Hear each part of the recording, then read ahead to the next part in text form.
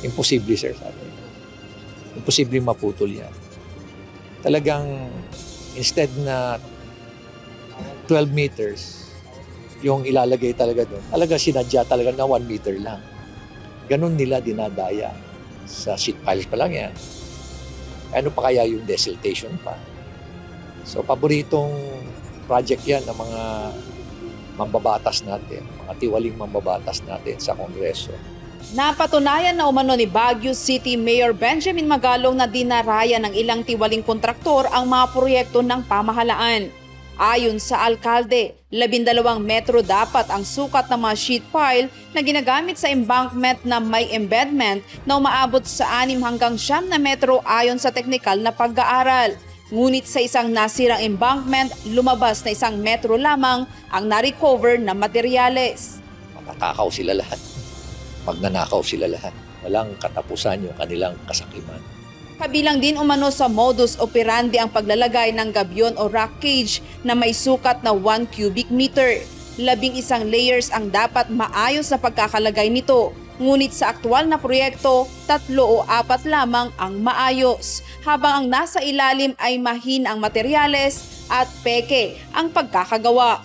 Giit ng alkalde, ang ganitong mababang kalidad na konstruksyon ay madaling masira kapag tinamaan ng malakas na agos ng tubig, lalo na kung manipis na mesh lamang ang pantakip. Kapwa mayor din umano mula sa Mindanao at Visayas ang nagpahayag ng pagkadismaya sa mga proyekto ng DPWH. Sila mismo ang nagsabi na nasa likod ng mga ito ang ilang tiwaling kongresista. And again, I just came from the League of Cities na meeting namin at marami rin lumapit sa akin ng mga mayors from Mindanao at Visayas expressing their frustration din sa mga projects ng DPWH. And sila mismo nagsasabi na behind the projects are certain congressmen. Sinabi ni Mayor na hindi siya mababahala kung ipatawag man siya sa Kongreso sapagkat handang-handa siyang ilantad ang ebidensya.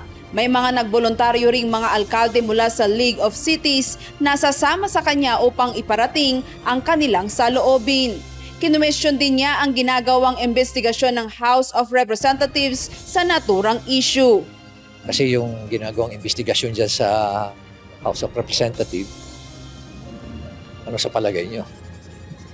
Diba? Parang merong isang kriminal na sinabihan mo siya na, o ito yung krimen mo. Ikaw na rin mag-imbestiga sa sarili mo. So, ano mangyayari nun? Saan papunta yun? Diba? Just doesn't make sense to me. Moro-moro lang yun. Binigyang diin ng alkalde na kung magkakaroon ng maayos na investigasyon, mabubunyag ang napakaraming sangkot sa anomalya. Handa umano siyang tutukan ang unang 5 o 6 na kaso upang masimulan ang malawakang pagsusuri. Kaya sabi ko nga, kung gusto nila ako pa mag-imbestiga, pwede naman.